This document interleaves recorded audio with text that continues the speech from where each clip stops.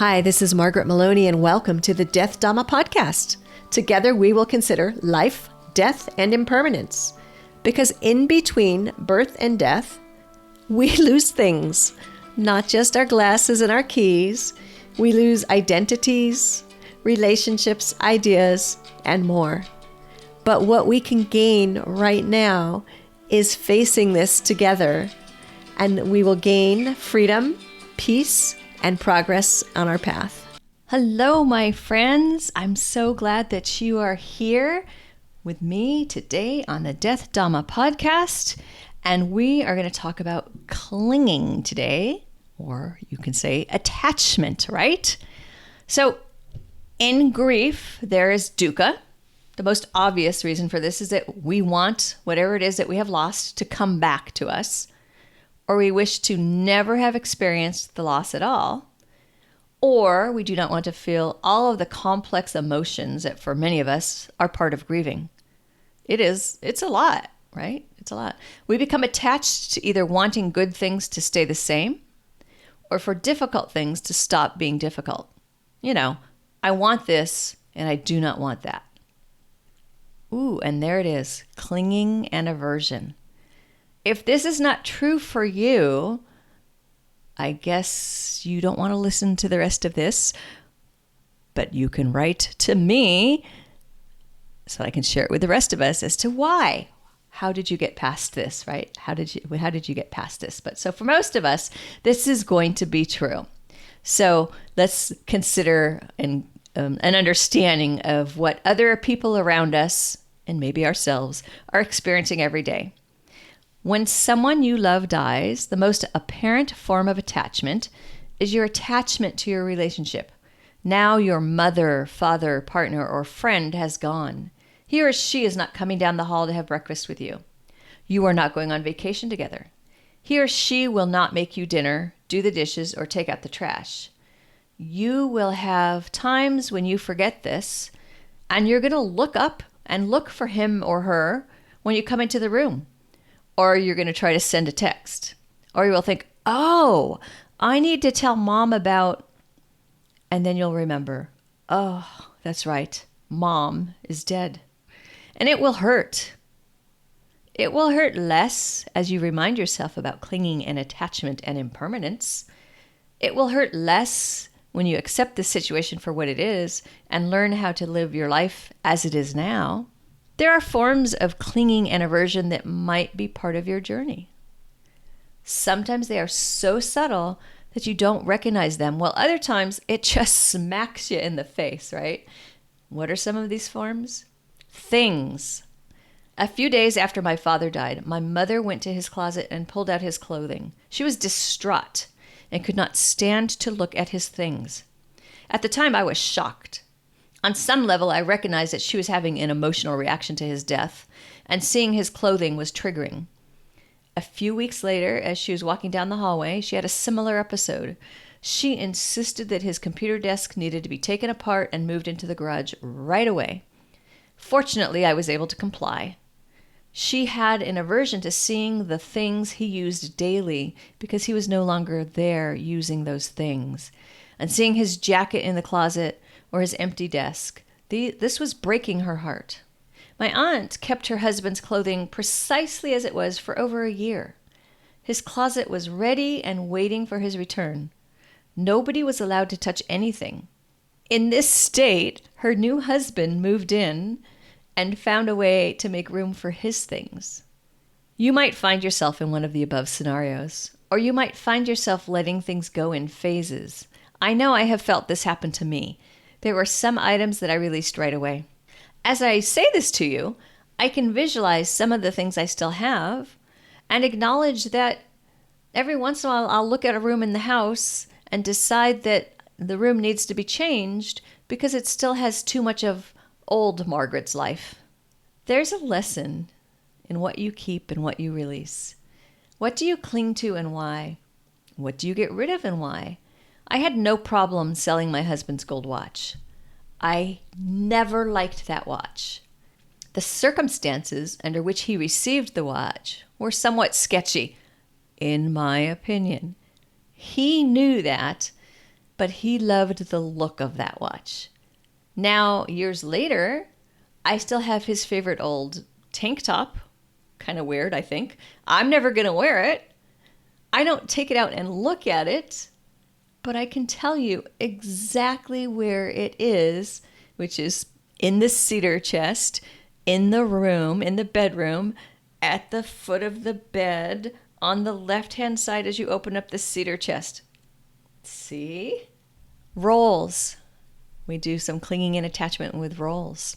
In the selfing that you do, and in your clinging to the ego, you create roles for yourself. Your version and vision of who you are. The part that you have selected for yourself may or may not support you. How do you know? By watching yourself. Sit with your beliefs about who you are and how your behaviors bring you to ease or bring you discomfort. If during this time you cling to your role as the strong one or the emotional one or the drama queen or the energy vampire, you are binding yourself to suffering from a fetter. The more that you hang on to your role, the more you think, I am strong. I should be able to handle this. Or I should be recovering faster. Or I should not feel sad anymore. All of these thoughts are just adding to your suffering. And also, I think, help to point out the futility of when we think we should be one thing, or we should do a thing, or we should do another, right? Emotions, we also attach or avert to emotions. To live with grief is to live with an ever-changing cornucopia of emotions. Happy, sad, fearful, hopeful, so much more. Not only is each day different, but sometimes each moment is different too. There's good news. Whatever you're feeling with, it is okay. You are not your feelings, and your feelings will change. Feel the difficult emotions. Sit with them. Watch them rise. Notice how and where you feel them, and watch them cease. You are not required to hang on to any of it. You do not have to tell people that everything is great when it is not great. You also do not have to tell everyone that things are terrible if they are not terrible. There's no required time limit on any of your emotions. If you find yourself pushing away the problematic emotions, pay attention to your aversion. What is behind not wanting to recognize your pain? Surroundings, another area of clinging and aversion. After my husband died, I remember people just assuming that I would move. And at first, I assumed I would move too. Not because I wanted to move, but because for a brief time I thought I should. There it is again, that should. I should move. Now I see this as one of how different types of clinging and aversion come together. My role as a partner had changed. People around me thought I should not be alone in this space. Some of these people had their aversion to seeing me in a place that used to belong to two of us. When sitting with it and investigating what came up for me, I realized that I was perfectly happy staying in my current space.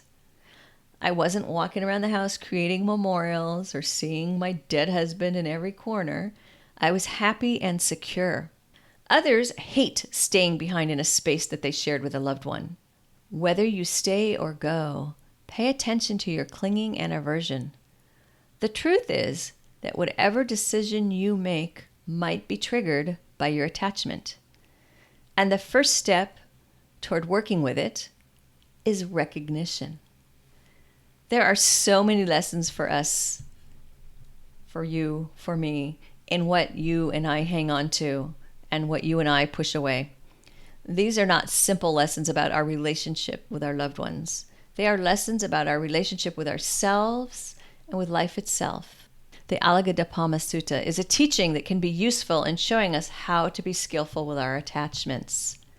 Suppose a man were traveling along a path. He would see a great expanse of water with the near shore dubious and risky, the further shore secure and free from risk, but with neither a ferry boat nor a bridge going from this shore to the other.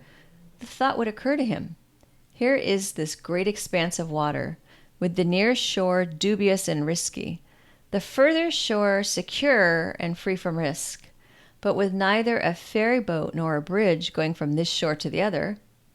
What if I were to gather grass, twigs, branches, and leaves, and having bound them together, make a raft and I were to cross over to safety on the other shore in dependence on the raft.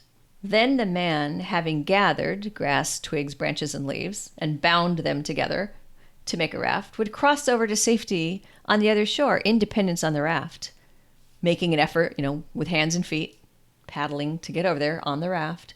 Having crossed over to the further shore, he might think, how useful this raft has been to me. For it was in dependence on this raft that, making an effort with my hands and feet, I have crossed over to safety on the further shore. Why don't I, having hoisted it on my head and carrying it on my back, go wherever I like? What do you think, monks? Would the man in doing that be doing what should be done with the raft? And the monks replied, no, Lord. And what should the man do in order to be doing what should be done with the raft? There is the case where the man, having crossed over, would think, how useful this raft has been to me, for it was in dependence on this raft that, making an effort with my hands and feet, I have crossed over to safety on the further shore. Why don't I, having dragged it on dry land, or sinking it in the water, go wherever I like? In doing this, he would be doing what should be done with the raft. There will be things, emotions, surroundings, and more that will be part of your grief journey. Some of these you will want to gather up and use to create your raft. And that raft will be an essential part of your trip. Conversely, the day will come when you realize that those things, emotions, or surroundings slow you down, and then it will be time to let go of your raft. And that, my friends, is about paying attention and letting our clinging be our teacher. And also a big hint. And let me just spell out that hint. We have one short wrap-up episode coming to complete season 2. And then going to take a hiatus, just like we did between season 1 and season 2, taking off October, November, and December. I promise I'll be working and researching and doing other things. And coming back with season 3 in January of 2023. And our topic, our theme for season 3 is going to be attachment. And we're going to try to look at stories of attachment, ideas around attachment, and when to build that raft and what to put on the raft and when to let the raft go. Thanks for being here, and bye for now. You've been listening to the Death Dhamma podcast with your host, Margaret Maloney. Thank you so much for being here. Come find me on margaretmaloney.com, margaretmeloni.com. And until we meet again, may you be well, may you be happy, may you be at ease, and may you be free from suffering. Bye for now.